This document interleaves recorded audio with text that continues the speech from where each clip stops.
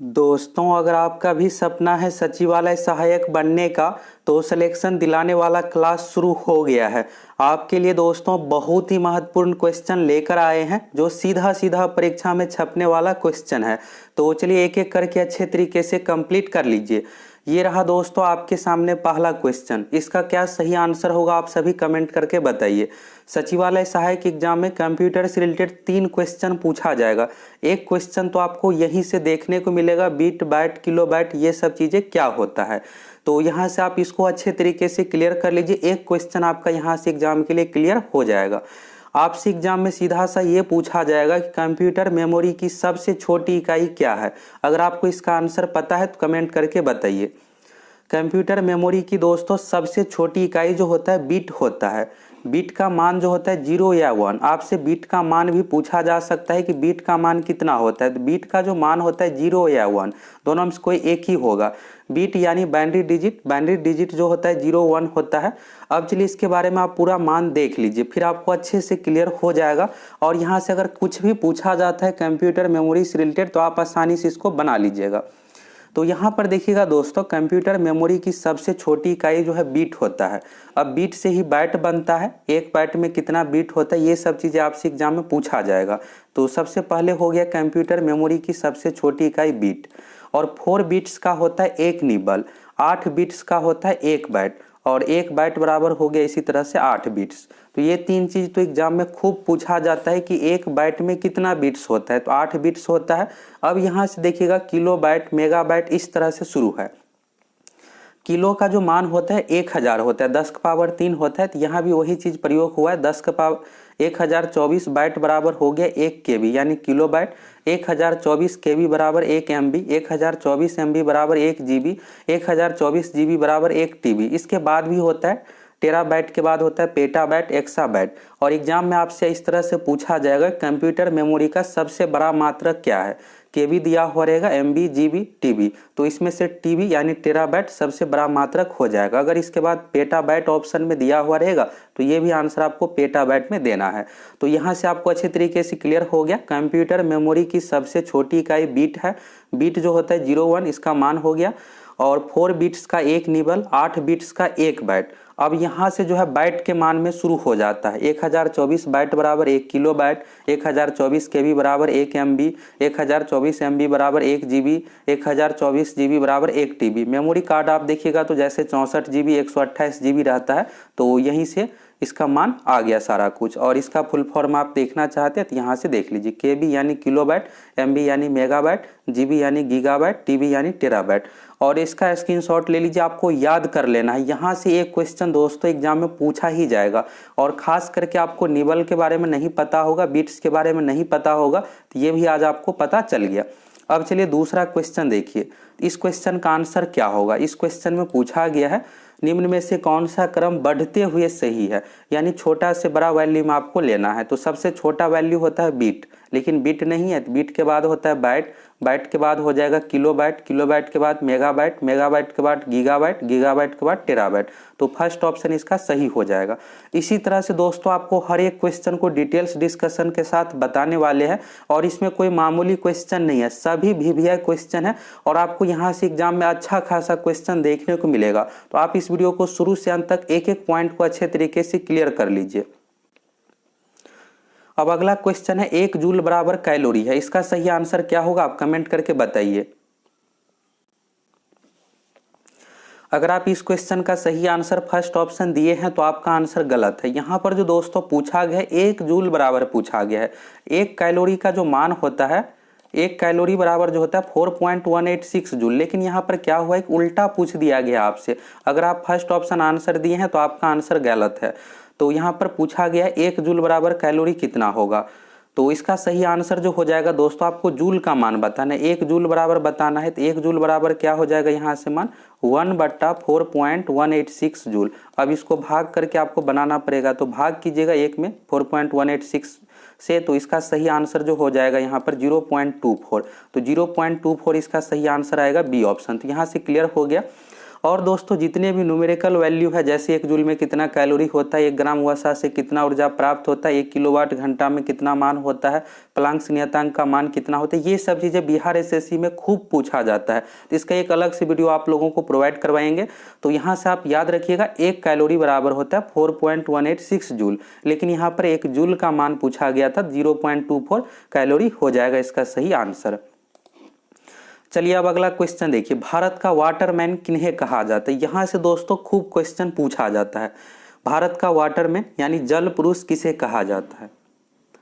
भारत का वाटरमैन जो कहा जाता है राजेंद्र सिंह इसका सही आंसर हो जाएगा। और आप लोग कमेंट करके बताइए भारत का फॉरेस्ट मैन किसे कहा जाता है। ये दरोगा एग्जाम मेंस इसी बार पूछा गया क्वेश्चन है, भारत का फॉरेस्ट मैन ऑफ इंडिया किसे कहा जाता है।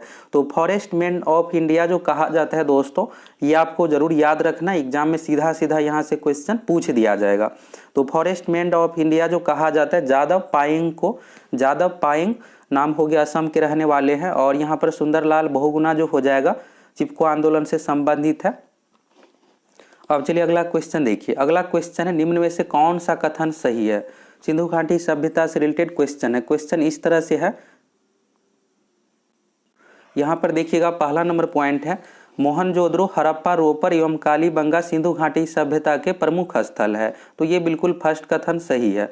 दूसरा है हड़प्पा के लोगों ने सड़कों तथा नालियों के जाल के साथ नियोजित शहरों का विकास किया, ये भी सही है।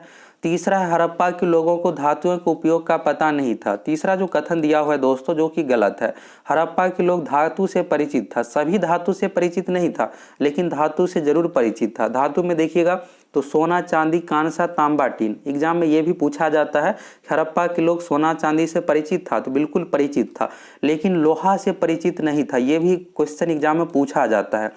तो आपको ये याद रखना है कि लोहा से परिचित नहीं था, बाकी सोना चांदी कांसा तांबा टीन से परिचित था। तो इसमें से कथन जो सही है केवल 1 2, तीसरा जो है सही नहीं है। अगला देखिए यहाँ पर भारी पानी, भारी पानी से संबंधित भी क्वेश्चन पूछा ही जाता है, अलग अलग तरीके से यहाँ से पूछा जाएगा। अब भारी पानी क्या होता है, हम लोग जो पीते हैं जो दोस्तों पीने के लिए जो प्रयोग करते हैं साधारण जल का, भारी जल का प्रयोग नहीं करते हैं। भारी जल का प्रयोग नाभिक के रिएक्टर में किया जाता है। भारी जल का जो सूत्र होता है D2O होता है। साधारण जल देखिएगा तो H2O इस तरह से बना हुआ है। और यहाँ पर भारी जल में क्या होता है कि हाइड्रोजन के जगह पर इसका समस्थानिक ड्यूटेरियम आ जाता है। हाइड्रोजन के 3 समस्थानिक है, पहला होता है प्रोटियम, दूसरा होता है ड्यूटेरियम, तीसरा होता है ट्रेटियम। भारी जल जो बना होता है दूसरे नंबर के समस्थानिक ड्यूटेरियम से। तो भारी जल का आपको यहाँ से रासायनिक सूत्र पूछा जाएगा एग्जाम में, तो D2O होता है। भारी जल का पूरा नाम भी बिहार एसएससी प्रीवियस ईयर में पूछा गया है, पूरा नाम जो होता है ड्यूटेरियम ऑक्साइड। तो आप याद रखिएगा भारी जल का पूरा नाम हो गया ड्यूटेरियम ऑक्साइड, सूत्र हो गया D2O। और आपसे एग्जाम में ये भी पूछा जाएगा कि भारी जल का अनुभार कितना होता है, 20 होता है, साधारण जल का अनुभार होता है 18। ये भी पूछा जा सकता है, इसको भी आप याद रखिएगा। अब यहाँ पर सही आंसर क्या हो जाएगा, भारी पानी वह पानी होता है जिसमें हाइड्रोजन का स्थान उसका आइसोटोप यानी समस्थानिक ले लेता है, हाइड्रोजन की जगह पर क्या आ जाता है ड्यूटेरियम आ जाता है। ये सही आंसर होगा। अब चलिए अगला क्वेश्चन देखिए, अगला क्वेश्चन है निम्न में से किस विटामिन को एल्गोकैल्सिफेरॉल कहा जाता है।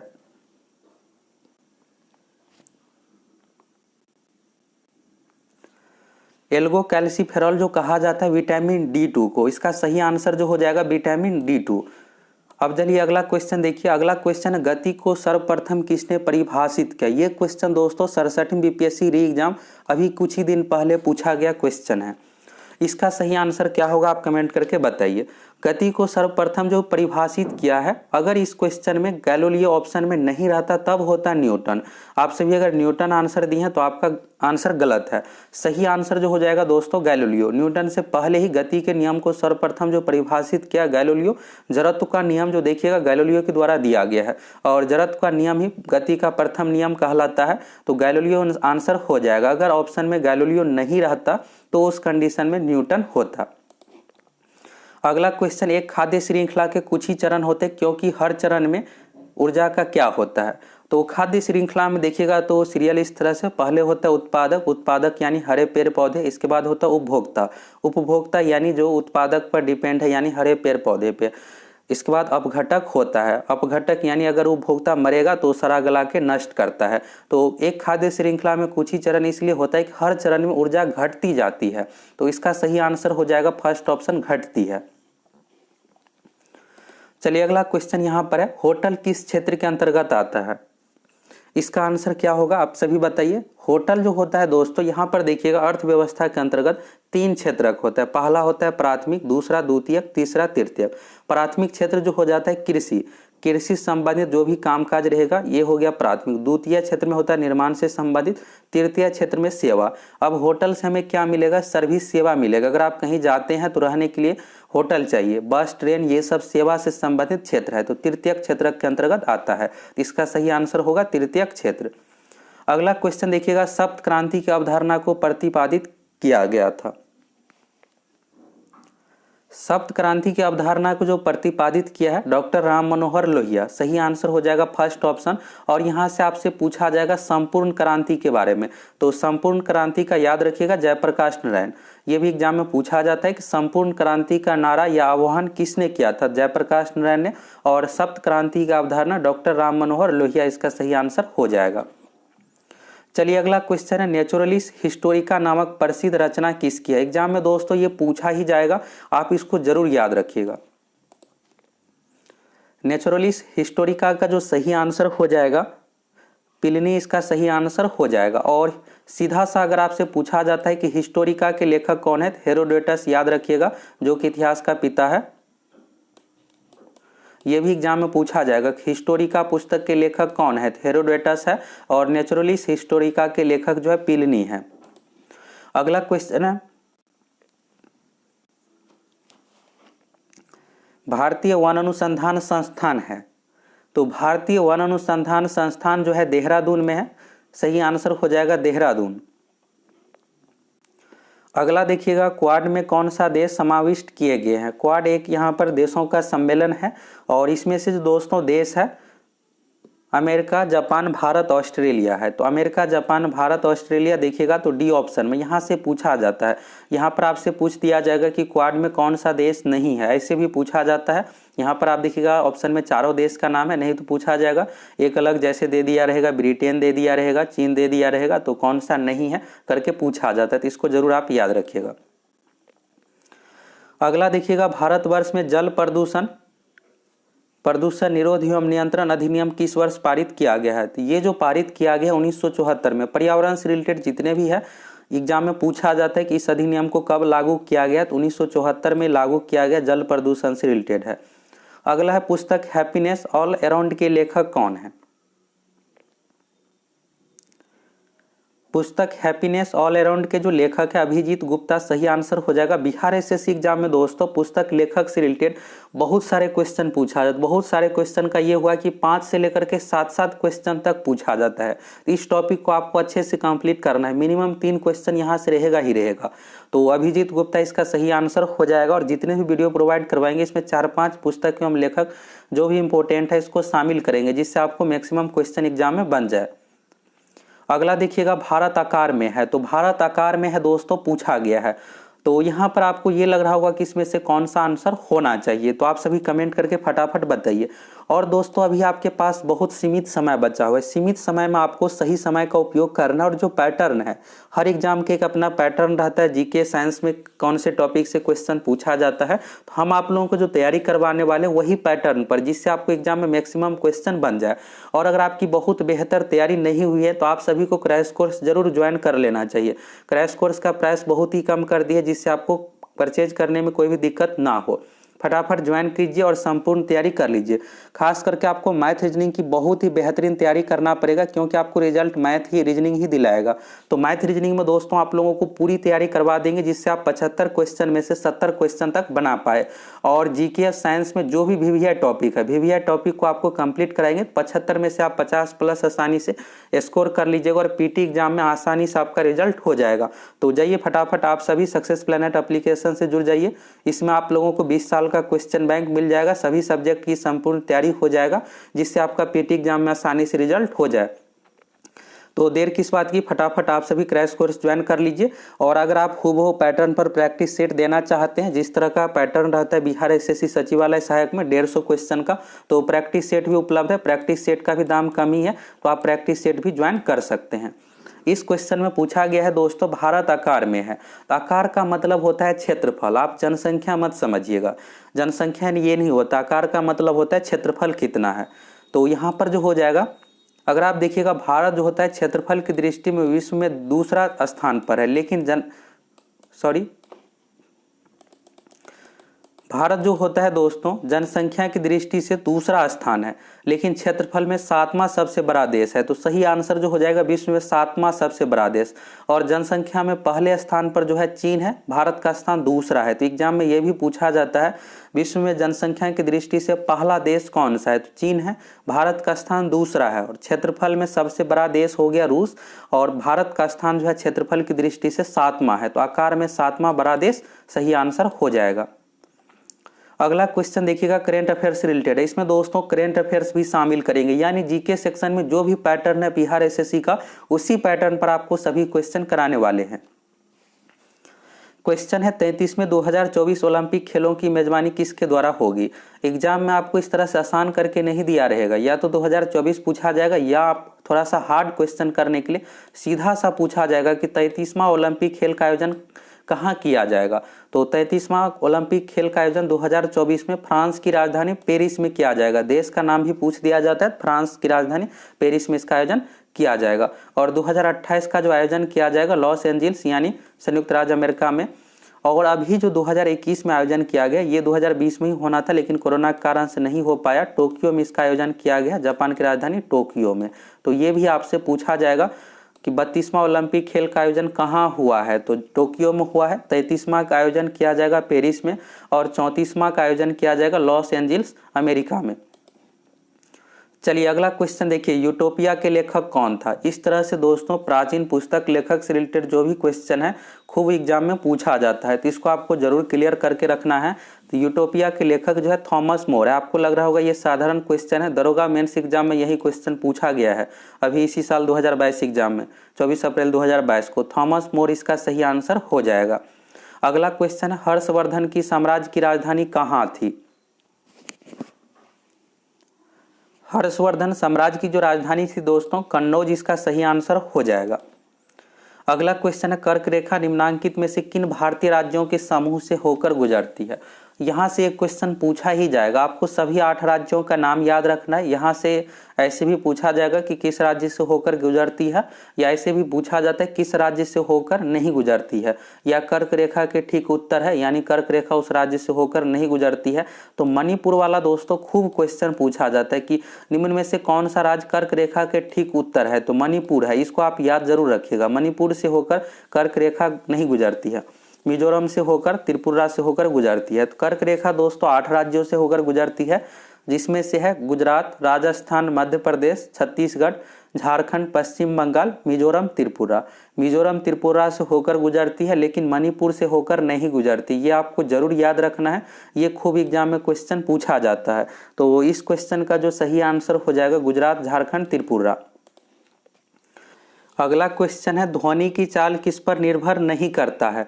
यहाँ से दोस्तों एग्जाम में क्वेश्चन पूछा ही जाता है, तो यहाँ से आपको सिर्फ 2 फैक्ट याद रखना है, आप आसानी से क्वेश्चन बना लीजिएगा। यहाँ पर पूछा गया ध्वनि की चाल निर्भर नहीं करता है।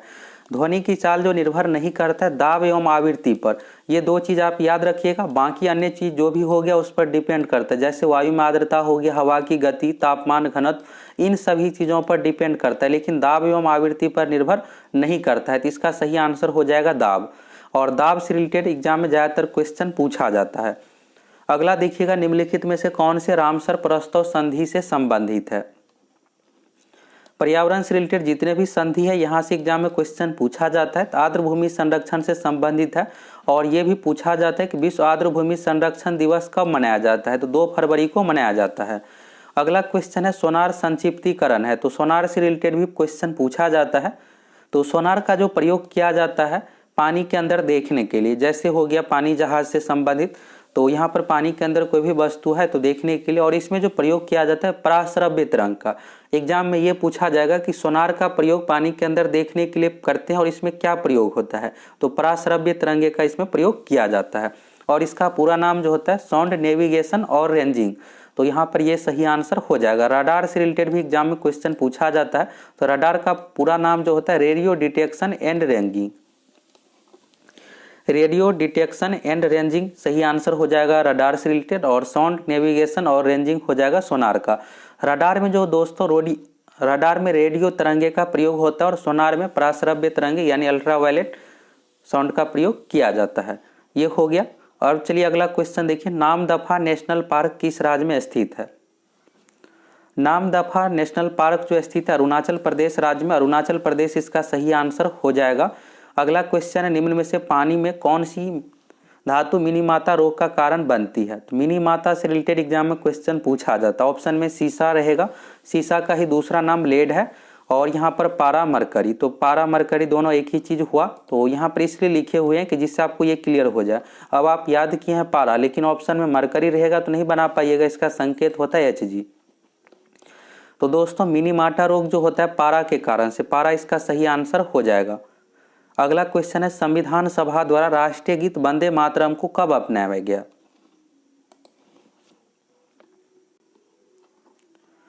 तो इसमें पूछा गया राष्ट्रीय गीत, तो राष्ट्रीय गीत को जो अपनाया गया है 24 जनवरी 1950 को, और झंडा राष्ट्रीय ध्वज को जो अपनाया गया है 22 जुलाई 1947 को। तो आपको ये भी याद रखना है, संविधान सभा द्वारा राष्ट्रीय ध्वज को जो अपनाया गया है 22 जुलाई 1947 को, और राष्ट्रीय गीत और राष्ट्रीय गान को 24 जनवरी 1950 को अपनाया गया, दोनों एक ही दिन अपनाया गया है।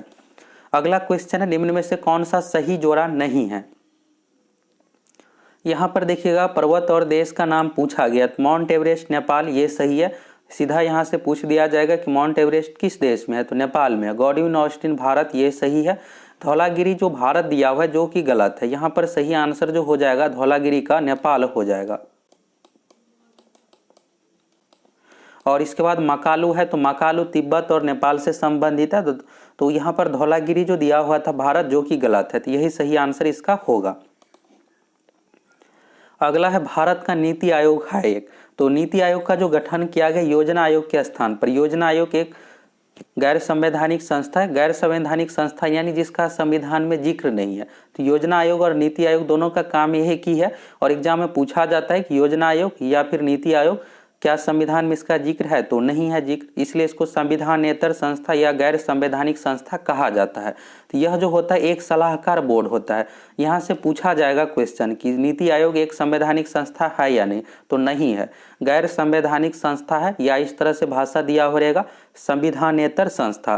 तो नीति आयोग संविधानेतर संस्था या गैर संवैधानिक संस्था है, इसका जो काम होता है सलाहकार बोर्ड के रूप में सलाह देना। अगला क्वेश्चन देखिए, बक्सर का युद्ध लड़ा गया था। तो बक्सर का युद्ध जो लड़ा गया था 22 अक्टूबर 1764 को, और यहाँ पर पूछा जाता है कि अंग्रेज की तरफ से कौन नेतृत्व किया था, तो हेक्टर मुनरो किया था, ये एग्जाम में पूछा जाता है।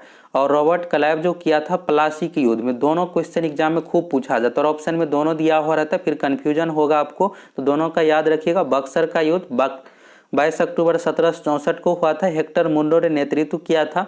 और इसके बाद प्लासी का युद्ध, तो ये हो जाएगा 1757 में, और रॉबर्ट क्लाइव ने नेतृत्व किया था। अगला क्वेश्चन देखिए, यहाँ पर निम्न में से कौन कैबिनेट मिशन का सदस्य नहीं था? तो कैबिनेट मिशन में 3 सदस्य था, यहाँ पर जो तीनों दिया हुआ है ना, ये तीनों इसमें से सदस्य, लेकिन लॉर्ड एटली नहीं है। अगला क्वेश्चन है, माध्यम का कोई कण 1 सेकंड में जितना कंपन करता है उसे उस संख्या को कहते हैं, तो उसे जो कहा जाता है आवृत्ति कहा जाता है। इस क्वेश्चन का जो सही आंसर हो जाएगा 31 नंबर का फर्स्ट ऑप्शन आवृत्ति। अब चलिए अगला क्वेश्चन देखिए, कृत्रिम वर्षा के लिए किस रासायनिक यौगिक का प्रयोग किया जाता है? ये भी एग्जाम के लिए बहुत ही इंपॉर्टेंट क्वेश्चन है। तो कृत्रिम वर्षा के लिए जो रासायनिक यौगिक का प्रयोग किया जाता है सिल्वर आयोडाइड का प्रयोग किया जाता है। कृत्रिम वर्षा के लिए सिल्वर आयोडाइड, इसका रासायनिक यहाँ पर नाम दिया हुआ है, AgI का प्रयोग किया जाता है। और फोटोग्राफी में दोस्तों सिल्वर ब्रोमाइड का प्रयोग किया जाता है। ये भी एग्जाम में पूछा जाता है कि फोटोग्राफी में किसका प्रयोग किया जाता है, तो सिल्वर ब्रोमाइड का, AgBr का। और कृत्रिम वर्षा के लिए यानी आर्टिफिशियल रेन के लिए AgI सिल्वर आयोडाइड का प्रयोग किया जाता है। अगला क्वेश्चन है, निम्न में से किस तत्व की इलेक्ट्रॉन बंधुता, इलेक्ट्रॉन एफिनिटी सबसे अधिक होती है? तो इसमें पूछा कि इलेक्ट्रॉन बंधुता सबसे अधिक होती है, तो इसका जो सही आंसर हो जाएगा क्लोरीन। क्लोरीन की इलेक्ट्रॉन बंधुता सबसे अधिक होती है, क्लोरीन का संकेत है Cl। और एक फ्लोरीन से रिलेटेड पूछा जाता है, आपसे पूछा जाएगा कि फ्लोरीन तो विद्युत ऋणात्मकता जो है दोस्तों फ्लोरीन की सबसे अधिक होती है। ये दोनों आप याद रखिएगा, फ्लोरीन का भी और क्लोरीन का भी। तो क्लोरीन का हो जाएगा इलेक्ट्रॉन बंधुता और फ्लोरीन का इलेक्ट्रॉन विद्युत ऋणात्मकता। अब चलिए अगला क्वेश्चन देखिए, मलेरिया रोग कौन से मच्छर के काटने से होता है? तो यहाँ पर छोटे बड़े काले मच्छर ये सब से मतलब नहीं है, ये जो होता है पैरासाइट वाले मच्छर के काटने से। मलेरिया जो होता है एक प्रोटोजोआ के कारण से होता है, प्लाज्मोडियम प्रोटोजोआ के कारण से, इसलिए इसको पैरासाइट वाले मच्छर कहा जाता है। अगला क्वेश्चन है क्रायोलाइट का रासायनिक सूत्र है। क्रायोलाइट का जो रासायनिक सूत्र होता है सी ऑप्शन सही हो जाएगा, Na3Al Fe6। ये एग्जाम में पूछा जाएगा तो इसको आप जरूर याद रखिएगा। अगला क्वेश्चन है निम्न में से एक कोशिकीय जीव का उदाहरण नहीं है। एक कोशिकीय जीव का उदाहरण इसमें से कौन सा नहीं है आपको बताना है। तो ये एग्जाम में पूछा जाएगा क्वेश्चन दोस्तों, अमीबा, पैरामीशियम, यूग्लिना, तीनों जो है एक कोशिकीय जीव है। बाकी केचुआ हो गया, पक्षी, मनुष्य, हम सभी जो है बहुकोशीय जीव का उदाहरण है। तो इसका सही आंसर हो जाएगा केचुआ, मेढक, पक्षी, मनुष्य, ये सब बहुकोशिकीय जीव है। अगला क्वेश्चन है कुंडलकुलम परमाणु रिएक्टर भारत के किस राज्य में स्थित है? तो कुंडलकुलम जो है यह तमिलनाडु में जगह का नाम ही है, तो तमिलनाडु में स्थित है, तमिलनाडु इसका सही आंसर हो जाएगा। अगला क्वेश्चन है 15वें वित्त आयोग के अध्यक्ष एन.के. सिंह का कार्यकाल है। तो 15वें वित्त आयोग के अध्यक्ष एन.के. सिंह का जो कार्यकाल है 2020 से लेकर के 2025 तक। तो आपसे ये भी पूछा जाएगा कि 15वें वित्त आयोग के अध्यक्ष कौन है? अभी वर्तमान समय में एन.के. सिंह अध्यक्ष है, तो 2020 से 25 तक है। अगला है गौतम बुद्ध ने अपना प्रथम उपदेश कहाँ दिया था? तो इस क्वेश्चन को आप साधारण मत समझिए, बेसिक क्वेश्चन मत समझिए, एग्जाम में पूछा जाता है। तो गौतम बुद्ध ने अपना प्रथम उपदेश जो दिया था सारनाथ में, बी ऑप्शन इसका सही हो जाएगा, सारनाथ। अगला क्वेश्चन अनुच्छेद 35A के प्रावधान को भारतीय संविधान में शामिल किया गया था। आप सभी को पता होगा जम्मू कश्मीर में अनुच्छेद 370 हटाने के बाद अनुच्छेद 35A बहुत ज़्यादा चर्चा में रहा है। तो इसका जो सही आंसर हो जाएगा, एग्जाम में पूछा जा सकता है। एग्जाम में खास करके जो चीज़ें चर्चा में रहता है जरूर पूछा जाता है। तो 1954 में भारतीय संविधान में शामिल किया गया। वर्ष आपको जरूर याद रखना है, अनुच्छेद 35 से अनुच्छेद 370 जम्मू कश्मीर से संबंधित है। अगला क्वेश्चन है जवाहर सुरंग का निर्माण किस दर्रे के अंतर्गत किया गया है? अभी आप सभी को पता होगा कि बहुत सारे दर्रे का नाम बदल करके नया रखा गया है। तो खास करके जो भी नए से रिलेटेड है जरूर एग्जाम में पूछा जाता है। तो इसका जो सही आंसर हो जाएगा दोस्तों, जवाहर सुरंग का निर्माण किस दर्रे के अंतर्गत किया गया है? तो सही आंसर जो होगा बनिहाल दर्रा। और रोहतांग दर्रा का नाम अटल सुरंग रखा गया, ये भी एग्जाम में पूछा जाता है। तो बनिहाल दर्रा इसका सही आंसर हो जाएगा। और अटल दर्रा भी आप याद रखिएगा, अटल पास भी इसको कहा जाता है। तो रोहतांग दर्रा। अगला क्वेश्चन है अबोहर वन्यजीव अभ्यारण्य भारत के किस राज्य में है? तो ये एग्जाम में पूछा जा सकता है, एग्जाम के लिए बहुत ही इंपॉर्टेंट है। अबोहर वन्यजीव अभ्यारण्य जो है दोस्तों पंजाब राज्य में, तो पंजाब इसका सही आंसर हो जाएगा। और आपको सिक्किम से रिलेटेड याद रखना है, कंचनजंगा उद्यान जो है वन्यजीव अभ्यारण्य सिक्किम में है, ये भी पूछा जाता है एग्जाम में। अगला क्वेश्चन है निम्न में से कौन अजैविक कारक? इसको आप अच्छे से समझ लीजिए, यहाँ से अलग अलग तरीके से क्वेश्चन पूछा जाएगा, बस आप एक चीज समझे रहिएगा तो आप आसानी से बना लीजिएगा। जैसे दरोगा एग्जाम में पूछ दिया गया था कि पारिस्थितिकी तंत्र के घटक है जैविक अजैविक, तो यही नहीं पता रहता है कि जैविक अजैविक क्या है। जैविक का मतलब होता है दोस्तों जिसमें जीवन हो, अजैविक का मतलब होता है जिसमें जीवन ना हो। तो आप आसानी से बना लीजिएगा।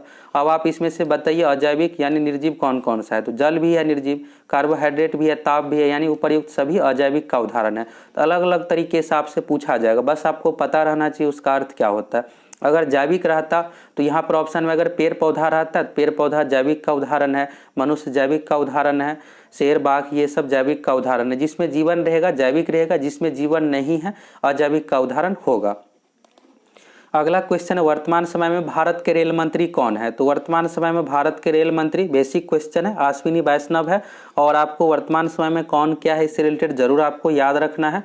अगला देखिएगा यहाँ पर दादा साहब फाल्के पुरस्कार। तो आप बिहार एसएससी का एग्जाम दे रहे हैं तो ये सोच रहे होंगे कि 2022 में भर्ती निकाला गया है, 2022 का करेंट अफेयर्स पूछा जाएगा, तो आप बहुत बड़े भ्रम में है।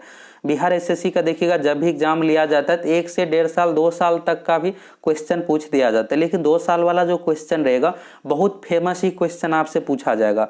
तो यहाँ पर देखिएगा दादा साहब फाल्के पुरस्कार 2019। दादा साहब फाल्के पुरस्कार के साथ होता क्या है कि 1-2 साल पीछे ही चलता है। 2019 में जो दिया गया है दोस्तों रजनीकांत को दिया गया, यहाँ से एक एक करके आप देखते चलिए। 2018 में अमिताभ बच्चन को दिया गया और अभी 2022 में जो घोषणा किया गया है ये 2020 का घोषणा किया गया है। और आप सभी को नाम पता होगा, नाम कमेंट करके बताइए 2020 का दादा साहब फाल्के पुरस्कार किसे दिया जाएगा। तो 2020 का जो दिया जाएगा आशा पारेख, हीरोइन है, बहुत पहले समय के हैं, तो यहाँ पर दिया जाएगा आशा पारेख, नाम जरूर याद रखिएगा, ये भी पूछा जा सकता है। और बहुत ज़्यादा चांस है कि यहाँ पर 2019 रजनीकांत से रिलेटेड पूछा जाएगा अगर पहले इस क्वेश्चन सेट होगा तो आशा पारेख 2020 का ये घोषणा जो हुआ है 2022 में। तो तीनों यहाँ से आपको क्लियर हो गया, आयुष्मान खुराना को नहीं दिया गया है। चलिए अगला क्वेश्चन देखिए, वर्तमान समय में भारतीय रिजर्व बैंक के गवर्नर कौन है। तो आप सभी को पता होगा पहले उर्जित पटेल था और ये पिछले 2 साल से शक्तिकांत दास इसका सही आंसर हो जाएगा। यहाँ पर सीरियल नंबर भी आपसे पूछा जा सकता है क्योंकि गवर्नर का नाम तो सबको पता है, भारतीय रिजर्व बैंक यानी आरबीआई के गवर्नर कौन है, लेकिन सीरियल नंबर आप सभी को नहीं पता होगा तो एग्जाम में सीरियल नंबर पूछ दिया जाता है। 25 में गवर्नर है, ये आपको जरूर याद रखना है। अब चलिए एक अच्छा सा यहाँ पर प्राचीन इतिहास से रिलेटेड क्वेश्चन है, इसका आंसर क्या होगा आप सभी कमेंट करके फटाफट बताइए। क्वेश्चन है भारत के किस राज्य में गर्तावास यानी गड्ढा घर का जो साक्ष्य मिला है ये मिला है दोस्तों जम्मू कश्मीर से। और दरोगा एग्जाम में ये क्वेश्चन पूछा गया क्वेश्चन है, खास करके जो बीपीएससी दरोगा एग्जाम में पूछा हुआ अच्छा क्वेश्चन रहता है ये बिहार एसएससी में रिपीट करता है। बिहार से रिलेटेड जो भी एग्जाम है सभी का क्वेश्चन आपको अच्छे से कंप्लीट करना है, इसीलिए दोस्तों आप सभी फटाफट एप्लीकेशन से जुड़ करके क्रैश कोर्स ज्वाइन कर लीजिए। इस क्रैश कोर्स में बिहार के जितने भी एग्जाम है सभी एग्जाम का प्रीवियस ईयर का क्वेश्चन आप लोगों को पीडीएफ के रूप में प्रोवाइड करवाएंगे, साथ ही टेस्ट के रूप में भी प्रोवाइड करवाएंगे। तो पीडीएफ में आपको क्या होगा कि सभी इंपॉर्टेंट क्वेश्चन मिल जाएगा, फटाफट इसको याद कर लीजिएगा। क्रैश कोर्स का भी आप लोगों की रिक्वेस्ट पर कम कर दिए हैं, बहुत ही कम अब हो गया है, जाइए फटाफट ज्वाइन कीजिए। अब परीक्षा के लिए जो भी टाइम बचा हुआ है बहुत ही बेहतरीन आप लोगों को तैयारी करवाएंगे जिससे आपका आसानी से पीटी एग्जाम में रिजल्ट हो जाए। तो रिजल्ट को लेकर आपको बिल्कुल भी निश्चिंत रहना है, बस आप अच्छे से तैयारी कीजिए। अगला क्वेश्चन देखिएगा, विषुवत रेखा से ध्रुव की ओर जाने में जी का मान क्या होता है। तो दोस्तों विषुवत रेखा से ध्रुव की ओर जाइएगा तो जी का मान क्या होगा, बढ़ेगा। और अगर आप ध्रुव से विषुवत रेखा की तरफ आइएगा तो जी का मान घटता है, तो इसमें सही आंसर हो जाएगा बढ़ता है। और जी का मान सबसे अधिक होता है ध्रुव पर, यह भी एग्जाम में पूछा जाता है कि जी यानी गुरुत्वीय त्वरण, जी का मान जो सबसे अधिक होता है ध्रुव पर, विषुवत रेखा से ध्रुव की ओर जाएंगे तो जी का मान क्या होगा, बढ़ेगा। तो चलिए यहाँ पर आप लोगों को टोटल 100 क्वेश्चन कंप्लीट करवाने वाले हैं, तो आप लोगों को धैर्य रख करके इस वीडियो को पूरा देखना है क्योंकि एग्जाम के लिए बहुत अधिक समय नहीं बचा हुआ। आप एक एक करके क्वेश्चन क्लियर कीजिएगा तभी आप एग्जाम में सभी क्वेश्चन बना पाइएगा। अगला है भूपर्टी में सबसे ज़्यादा क्या होता है।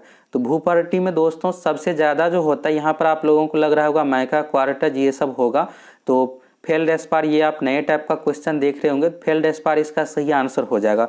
फेल्डस्पार एक खनिज है दोस्तों, इसमें जो होता है पोटेशियम, सोडियम, कैल्शियम, बेरियम, आप देखिएगा 4 चीज आ गया, तो 4 चीज मिल करके तो होगा ही, तो फेल्डस्पार इसका सही आंसर हो जाएगा। फेल्डस्पार एक प्रकार का खनिज है, आपसे ये भी पूछा जा सकता है कि फेल्डस्पार क्या है, तो एक प्रकार का खनिज है, इसमें जो होता है पोटेशियम, सोडियम, कैल्शियम, बेरियम।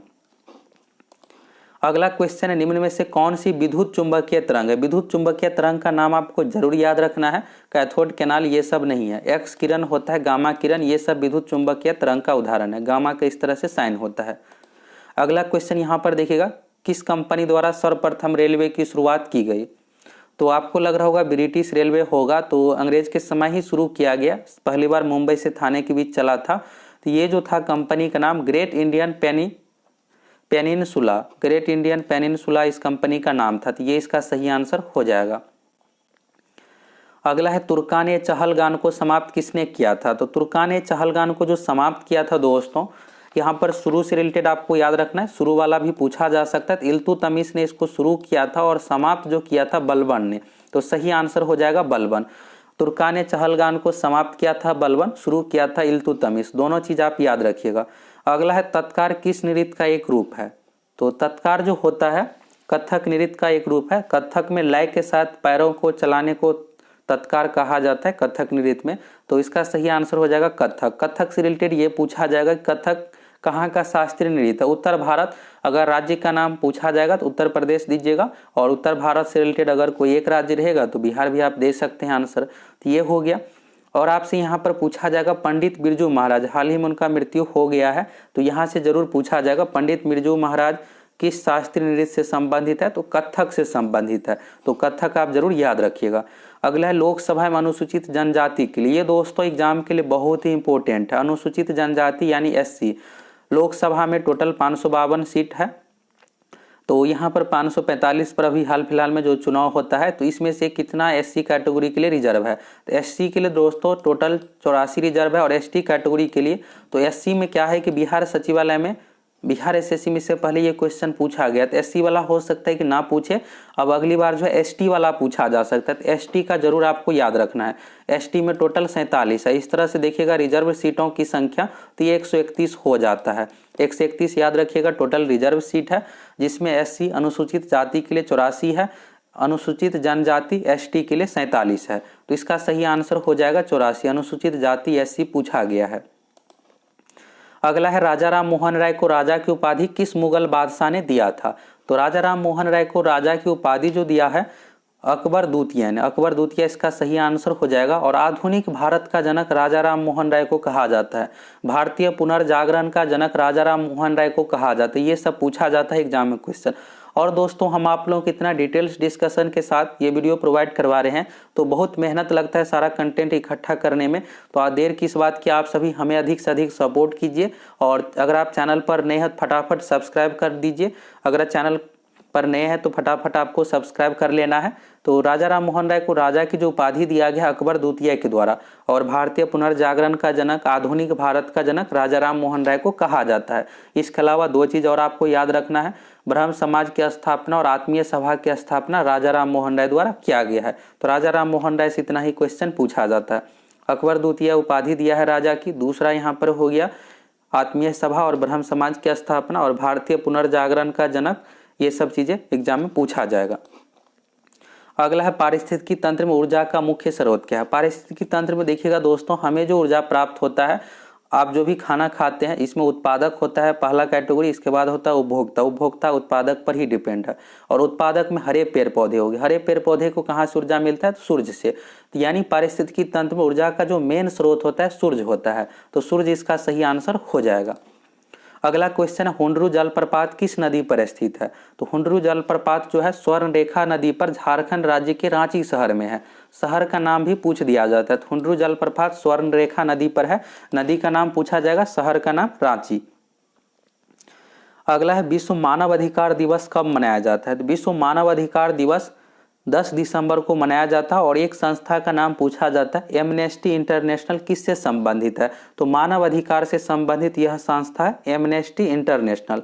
विश्व मानव अधिकार दिवस 10 दिसंबर को मनाया जाता है, और विश्व एड्स दिवस 1 दिसंबर को मनाया जाता है। इसके बाद यहाँ पर दिया हुआ है 25 जनवरी को मतदान दिवस मनाया जाता है, और 22 मार्च को बिहार दिवस और जल दिवस मनाया जाता है। बिहार दिवस पूछा जाता है एग्जाम में, तो ये भी याद रखिएगा कि 22 मार्च को बिहार दिवस और जल दिवस भी मनाया जाता है। अगला है गाड़ी में ब्रेक लगने पर किस कारण यात्री आगे की ओर झुक जाते हैं, तो ये जो क्वेश्चन है दोस्तों न्यूटन की गति से संबंधित है, तो न्यूटन की गति के प्रथम नियम से संबंधित है, और प्रथम नियम को जड़त्व का नियम भी कहते हैं, तो जड़त्व इसका सही आंसर हो जाएगा। गाड़ी में ब्रेक लगने पर व्यक्ति जो है आगे की ओर झुक जाती, क्योंकि शरीर का ऊपरी भाग जो है गति में ही रहना चाहता है। ब्रेक लगने पर पिछला भाग तो रुक जाता है, नीचे का भाग, लेकिन ऊपरी भाग नहीं रुकने के कारण से आगे की ओर झुक जाता है, जरा तो इसका सही आंसर हो जाएगा। अगला क्वेश्चन है पोंग बांध कहाँ स्थित है, तो पोंग बांध, थीन बांध, दोनों एग्जाम में खूब पूछा जाता है क्वेश्चन। तो पोंग बांध जो है दोस्तों हिमाचल प्रदेश में, और थीन बांध जो है, थीन बांध के बारे में भी आप याद रखिएगा। तो थीन बांध जो है रावी नदी पर पंजाब राज्य में है, नदी का नाम भी आपको याद रखना है, रावी नदी।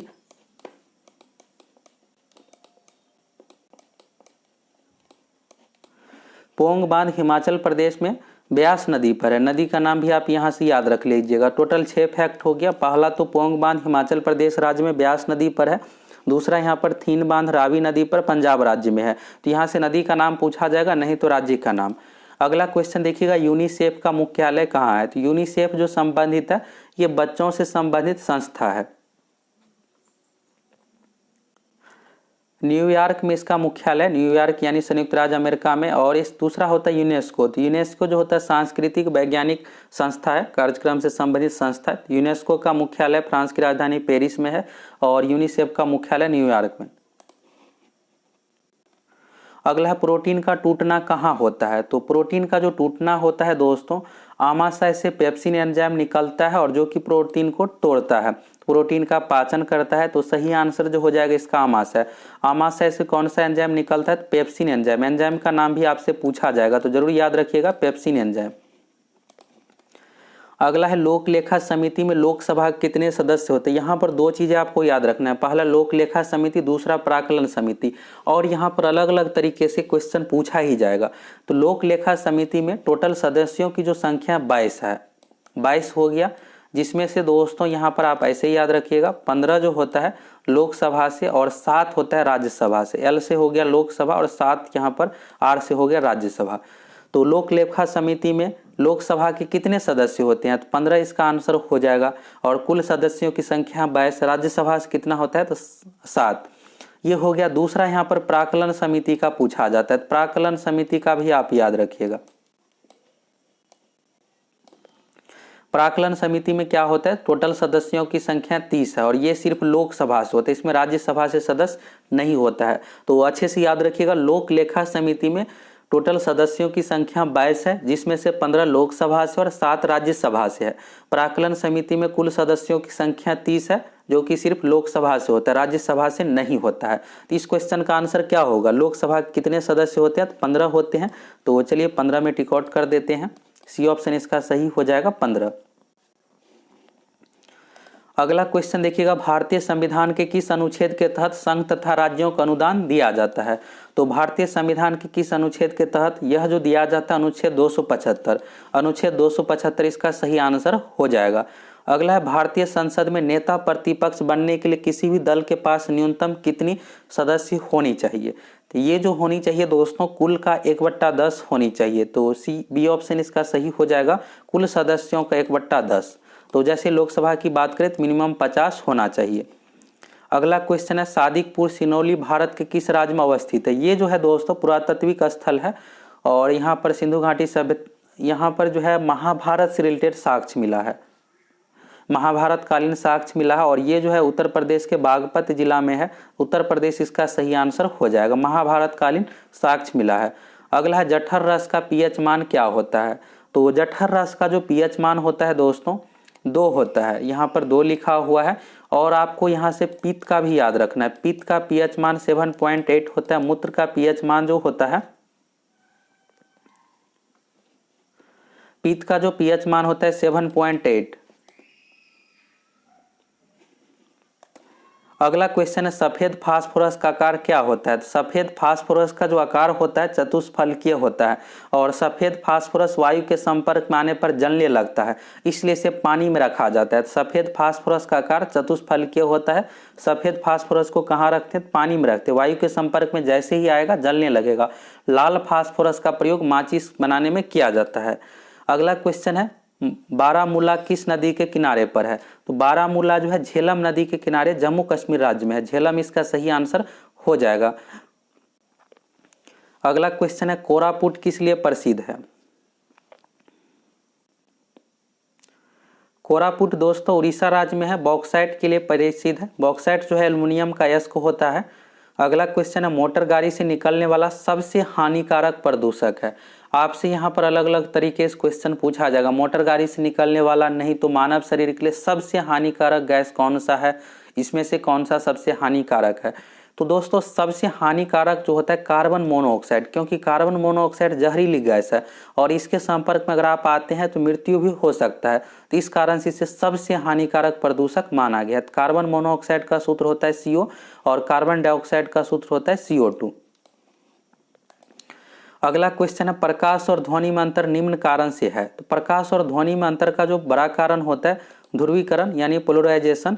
तो ध्रुवीकरण इसका सही आंसर हो जाएगा। प्रकाश में होता है लेकिन ध्वनि में ध्रुवीकरण नहीं होता है। अगला क्वेश्चन है, कांवर झील किस राज्य में स्थित है? तो कांवर झील जो स्थित है बिहार के बेगूसराय जिला में। तो बिहार इसका सही आंसर हो जाएगा। अगला क्वेश्चन है बिहार के किस जिले में नागी बांध स्थित है। बिहार जीके से रिलेटेड भी क्वेश्चन शामिल किए हैं और बिहार से रिलेटेड क्वेश्चन एग्जाम में पूछा जाता है। तो नागी बांध जो स्थित है, नागी डैम एक पक्षी अभ्यारण्य है। एग्जाम में पूछा जाएगा कि नागी नकटी पक्षी अभ्यारण्य किस राज्य में है, तो बिहार राज्य में है और बिहार के जमुई जिला में है। तो जमुई इसका सही आंसर हो जाएगा। अगला क्वेश्चन है पहला सूक्ष्मरोधी दवाई कौन सी थी। तो पहला सूक्ष्मरोधी दवाई जो है सल्फा ड्रग है और एंटीबायोटिक का नाम आप सभी को पता होगा कि पेनिसिलिन है। अलेक्जेंडर फ्लेमिंग द्वारा बनाया गया है, ये कवक से बनाया गया है पेनिसिलिन। तो पहला सूक्ष्मरोधी दवाई जो है सल्फा ड्रग है और पहला एंटीबायोटिक जो है पेनिसिलिन है। अगला क्वेश्चन है निम्न में से कौन सी धातु मिश्र धातु सर्वाधिक प्रत्यास्थ है। तो प्रत्यास्था यानी इलास्टिसिटी, तो सर्वाधिक जो होता है स्टील का होता है और सबसे कम होता है रबर का। आप यहाँ से अच्छे से याद रखिएगा, एग्जाम में ये क्वेश्चन पूछा जाता है, हल्का क्वेश्चन है लेकिन सबसे अधिक कंफ्यूजन इन्हीं सब क्वेश्चन में रहता है। रबर का कम होता है, स्टील का सबसे अधिक प्रत्यास्था होता है। अगला क्वेश्चन है समुद्री घोड़ा किसके अंतर्गत है। तो समुद्री घोड़ा जो अंतर्गत है मत्स्य फिश के कैटेगरी में इसे रखा गया है।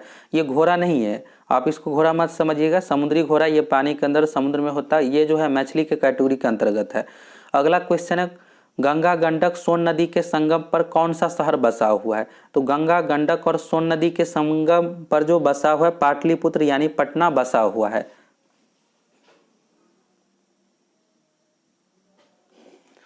चलिए अगला क्वेश्चन देखिए। अगला क्वेश्चन निम्न में से कौन नदी का निक्षेप है। तो नदी का जो निक्षेप होता है जलोढ़ है। इस तरह का क्वेश्चन एग्जाम में हूबहू पूछ दिया जाएगा। अगला क्वेश्चन है कैंसर की जांच निम्न में से कौन सा है। तो पहले नंबर में देखिएगा एलिसा टेस्ट। एलिसा टेस्ट का प्रयोग किया जाता है एंटीबॉडी का पता लगाने के लिए। तो जनरली इसे एड्स के जांच के लिए किया जाता है। CD4 काउंट देखिएगा, तो CD4 काउंट भी एक प्रकार का रोग प्रतिरोधक क्षमता के लिए ही किया जाता है। तो ये दोनों टेस्ट जो है एड्स के लिए ही जनरली किया जाता है, रोग प्रतिरोधक क्षमता चेक करने के लिए। इसके बाद है विडाल टेस्ट, ये जो किया जाता है दोस्तों टाइफाइड के लिए किया जाता है, तो इसको भी आप याद रखिएगा। टाइफाइड हो गया। और बायोप्सी जो किया जाता है, बायोप्सी में क्या किया जाता है, शरीर के अगर कहीं भी कैंसर है तो थोड़ा सा वहाँ से कट करके यानी मांस ले करके फिर इसको चेक किया जाता है। तो बायोप्सी जो किया जाता है कैंसर के उपचार के लिए, तो सही आंसर हो जाएगा। अगला क्वेश्चन है दुनिया का सबसे ऊंचा railway arch bridge Jammu Kashmir में है और यह किस नदी पर है। तो बहुत भी है क्वेश्चन, अभी हाल ही फिलहाल में बिहार एक्साइज मध्य निषेध सिपाही का जो एग्जाम लिया गया था इसी महीने 16 अक्टूबर को, तो इसमें पूछा गया क्वेश्चन है दुनिया का सबसे ऊंचा railway arch bridge Jammu Kashmir में और ये जो है चिनाब नदी पर है। सही आंसर जो हो जाएगा 81 नंबर का चिनाब नदी, जम्मू कश्मीर में। अगला है निम्न में से कौन सा जीआई टैग का जोड़ा सही नहीं है। जीआई टैग को जरूर आपको देख लेना, यहां से पूछा जाएगा क्वेश्चन। चाक हावे मणिपुर जो कि सही है, टेराकोटा गोरखपुर, डले खुर्सिनी सिक्किम ये भी सही है। जुडीमा वैन जो है संबंधित है दोस्तों असम से, लेकिन यहाँ पर मेघालय दिया हुआ है जो कि गलत है। अगला क्वेश्चन देखिएगा एक पारितंत्र में प्राथमिक या प्रथम क्रम के उपभोक्ता को क्या कहा जाता है। तो यहाँ पर जो है उपभोक्ता पूछा गया है। स्वपोषी जो होता है हरे पेड़ पौधे यानी ये उत्पादक के कैटेगरी में हो गया। मांसाहारी होता है द्वितीयक।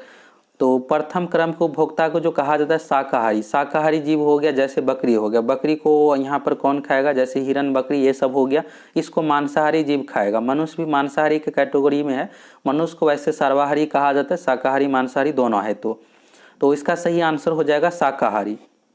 अगला क्वेश्चन है यहाँ पर, तो इसमें पूछा गया था बल का ऐसा मात्रक क्या है, क्वेश्चन दिख नहीं रहा, तो इसका सही आंसर हो जाएगा बल का ऐसा मात्रक न्यूटन होता है, दाब का ऐसा मात्रक पास्कल होता है, दाब का हो जाएगा पास्कल, कार्य ऊर्जा का हो जाएगा जूल और ताप का ऐसा मात्रक होता है केल्विन। तो बेसिक चीजें हैं लेकिन एग्जाम में पूछा जाता है। अगला क्वेश्चन है करो या मरो का नारा किसने दिया था। करो या मरो का नारा गांधी जी द्वारा भारत छोड़ो आंदोलन के समय दिया गया था। तो सही आंसर हो जाएगा महात्मा गांधी। अब क्या होता है दोस्तों एग्जाम में महात्मा गांधी की जगह पर शॉर्ट में MK गांधी रहता है, तो ये मत समझिएगा कोई नया नाम आ गया, गांधी जी का ही नाम यहाँ पर दिया हुआ रहता है।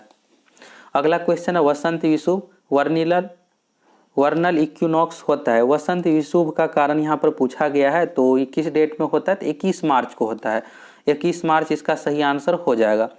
अगला क्वेश्चन है मानव नेत्र के रेटिना पर बना प्रतिबिंब कैसा होता है।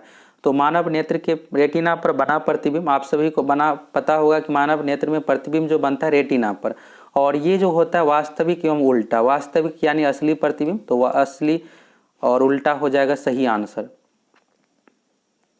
इसका आंसर बताइए क्या होगा।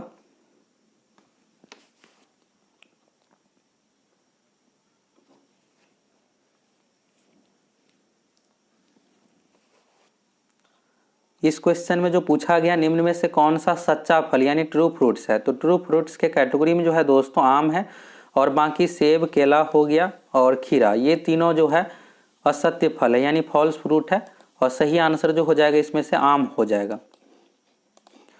अगला क्वेश्चन है भारत के उपराष्ट्रपति के निर्वाचन मंडल में शामिल है यानी चुनाव में शामिल है। भारत के उपराष्ट्रपति के निर्वाचन मंडल में शामिल जो होता है संसद के दोनों सदनों के सदस्य यानी लोकसभा राज्यसभा के सदस्य। विधानसभा राज्यों का इसमें कोई भी प्रतिनिधित्व नहीं होता है, विधानसभा से शामिल नहीं होता है। यहाँ पर देखिएगा संसद के निर्वाचित सदस्य, ये क्यों आंसर नहीं होगा, इसलिए नहीं होगा दोस्तों कि इसमें निर्वाचित है। निर्वाचित का मतलब होता है जो चुनाव करके आए हैं, मनोनीत वाला भाग नहीं लेगा। तो उपराष्ट्रपति में ऐसा नहीं होता है, राष्ट्रपति में होता है। राष्ट्रपति में फिर निर्वाचित लगता है, इसलिए लगता है कि जैसे देखिएगा राज्यसभा में 12 सदस्य मनोनीत राष्ट्रपति द्वारा किया जाता है, तो जिसको राष्ट्रपति खुद ही चुना है वो भाग नहीं लेता, मनोनीत वाला भाग नहीं लेता है। तो राष्ट्रपति के चुनाव में क्या होता है कि सिर्फ निर्वाचित सदस्य भाग लेता है, मनोनीत वाला भाग नहीं लेता है। लेकिन उपराष्ट्रपति में सभी सदस्य भाग लेते हैं, तो इसलिए संसद के दोनों सदनों के सदस्य सीधा लिखा हुआ है यानी सभी सदस्य हो गया। अगला है बिहार के निम्न जिले में किस जिले में पीडमेंट स्वैप मिट्टी पाई जाती है। तो बहुत भिविया क्वेश्चन है और बहुत ही फेमस क्वेश्चन है। इसका सही आंसर जो हो जाएगा पश्चिमी चंपारण।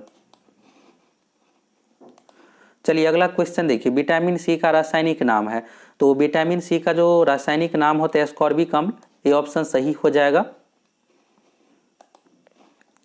अगला क्वेश्चन है क्लोरोप्लास्ट का रंग हरा होता है। क्लोरोप्लास्ट का रंग जो होता है दोस्तों हरा होता है, और हरा का एग्जाम में कारण पूछा जाता है कि हरे पेड़ पौधे का हरा रंग किसके कारण से होता है, तो क्लोरोफिल के कारण से होता है। क्लोरोप्लास्ट का रंग जो होता है हरा क्लोरोफिल के कारण से। अगला क्वेश्चन है कोरोना रोग कोविड-19 का पहला केस भारत के किस राज्य में मिला था। अब देखिए ये सब क्वेश्चन आपको लग रहा होगा कि पुराना हो गया, लेकिन बिहार एसएससी के लिए नया ही है। अब इस तरह का क्वेश्चन पूछा जाएगा तो आपको लगेगा 2 साल पहले का चीज़ है, पूछ दिया गया था, बना नहीं।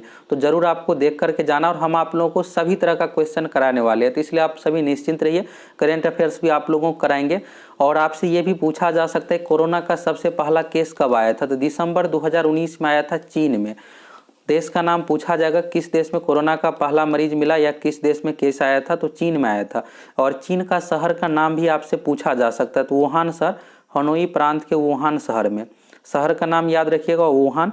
ये हो गया देश का नाम। चीन कब आया था, दिसंबर 2019 में। भारत के राज्य में किस में मिला था, तो केरल राज्य में। और पहला टीका कोरोना का किसको लगा है, टीका देश तो हो जाएगा रूस, पहला टीका बनाने वाला, और भारत में तो मनीष कुमार को लगा है। टीका का नाम भी पूछा जा सकता है कि भारत में कोरोना का पहला टीका किसे दिया गया, तो एम्स के सफाई कर्मचारी मनीष कुमार को दिया गया, बिहार के ही रहने वाले हैं। अगला क्वेश्चन है यूरिया का उपयोग किया जाता है। दोस्तों यूरिया का जो उपयोग किया जाता है उर्वरक यानी खाद के रूप में, तो उर्वरक इसका सही आंसर हो जाएगा। अगला क्वेश्चन है गाय के दूध में किसके कारण पीलापन होता है। गाय के दूध में पीलापन का जो कारण है केरोटीन है, और केसिन के कारण से दूध का रंग सफेद होता है। ये भी पूछा जाता है कि दूध का रंग व्हाइट यानी सफेद किसके कारण से होता है, केसिन के कारण से, और केरोटीन के कारण से पीलापन रंग होता है। अगला क्वेश्चन है कौन सा रोग जीवाणु के कारण होता है।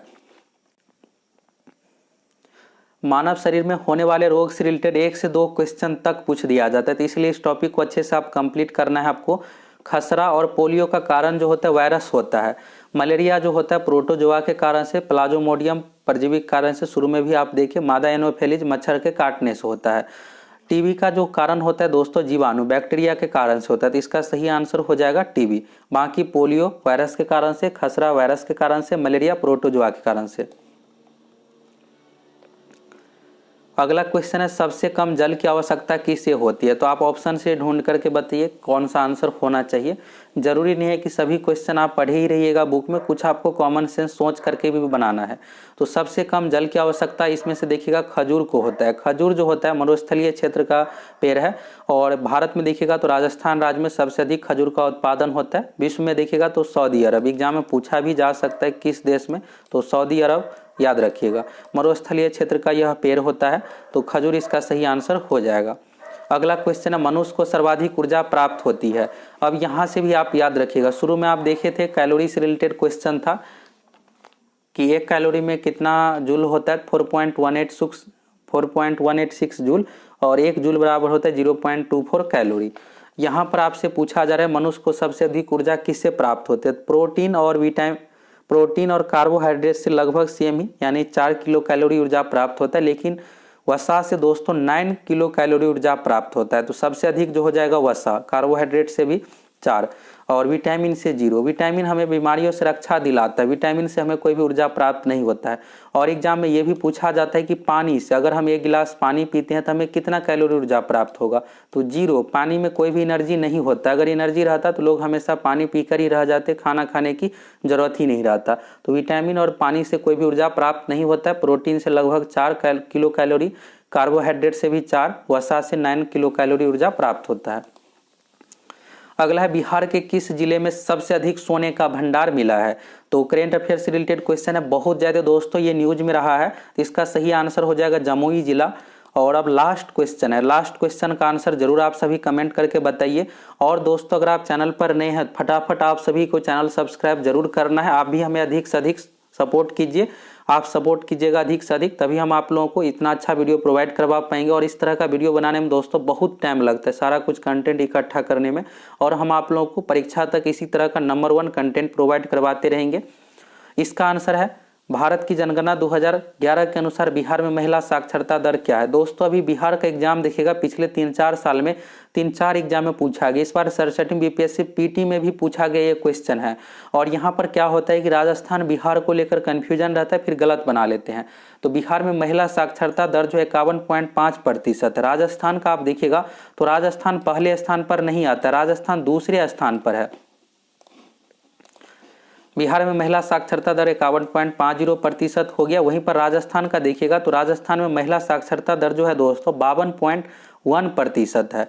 तो बिहार का आपको कंफर्म याद रखना होता है कि कुछ बुक में ये इस तरह से वन लाइनर में दे दिया रहता है कि सबसे कम महिला साक्षरता दर राजस्थान का है, जो कि गलत है। सबसे कम महिला साक्षरता दर में बिहार ही है 51.50%, राजस्थान दूसरे स्थान पर है कम में 52.1%। तो यहाँ से आपको अलग अलग तरीके से क्वेश्चन पूछा जाएगा कि सबसे कम महिला साक्षरता दर वाला राज्य कौन सा है, तो बिहार है, और प्रतिशत में 51.50%। तो दोस्तों आप सभी कमेंट करके जरूर बताइए आप 100 में से कितना क्वेश्चन सही बनाए हैं, और आप लोगों को ये वीडियो कैसा लगा। अगर आप सभी चैनल पर नए हैं जरूर आपको सब्सक्राइब करना है। और इसी तरह आप लोगों को अभी बहुत ही कम समय बचा हुआ है, तो अगर आपकी बहुत बेहतरीन जीके या फिर मैथ साइंस की नहीं हुआ है तैयारी, तो जाइए फटाफट आप सभी एप्लीकेशन से जुड़ जाइए। आप लोगों को बहुत ही बेहतरीन तैयारी करवाने वाले हैं, खास करके मैथ रीजनिंग में तो पूरी तैयारी करवाएंगे, जिससे आप 75 में से 70 क्वेश्चन बना पाए। और बाकी जीके साइंस सेक्शन में जो भी इंपॉर्टेंट टॉपिक है उसका वीडियो प्रोवाइड करवाएंगे। आप 75 में से 50+ आसानी से बनाइएगा, और मैथ रीजनिंग में 75 में से 70 बनाइएगा, जिससे आपका आसानी से पीटी एग्जाम में रिजल्ट हो जाए। तो देर किस बात की, बहुत ही कम प्राइस पर क्रैश कोर्स उपलब्ध है एप्लीकेशन पर, फटाफट जुड़िए और क्रैश कोर्स ज्वाइन कर लीजिए। बाकी दोस्तों यूट्यूब पर भी आप लोगों को रेगुलर रूप से अब एग्जाम तक वीडियो मिलेगा, तो फटाफट चैनल सब्सक्राइब कीजिए और जुड़ जाइए।